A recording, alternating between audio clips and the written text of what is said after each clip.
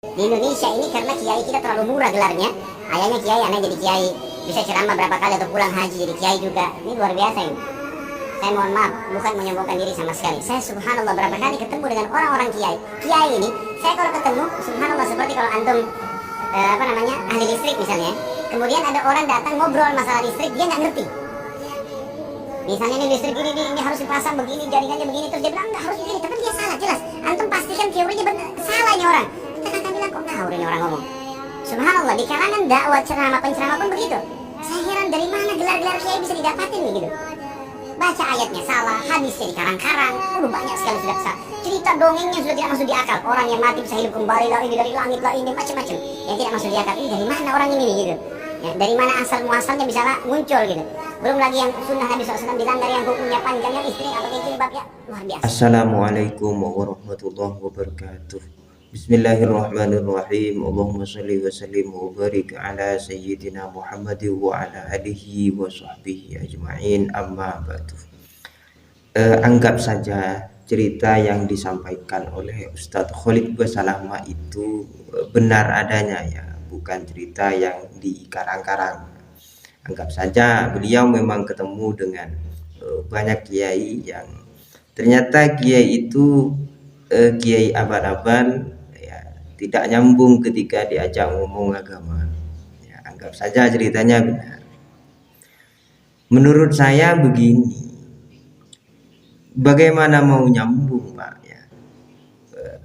Karena kiai itu dari kecil belajar ilmu fikih, misalkan rukun wudhunya ada 6. Ketemu dengan Ustadz Khalid Basalamah, rukun wudhunya ada 2. Ya nggak ketemu, Pak, nggak nyambung.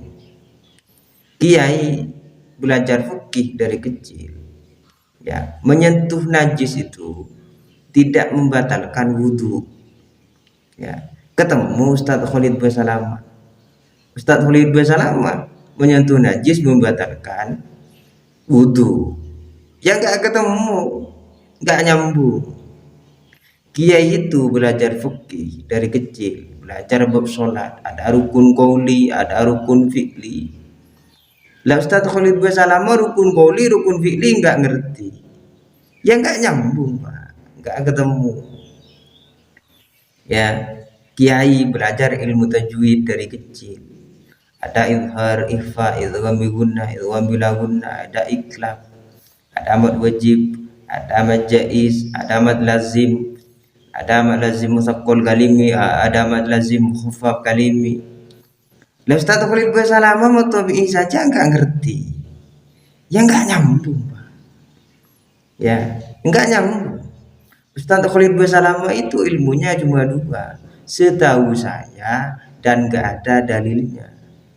Lah Ustaz Khalid Basalamah ketika ngomong setahu saya itu ngawur.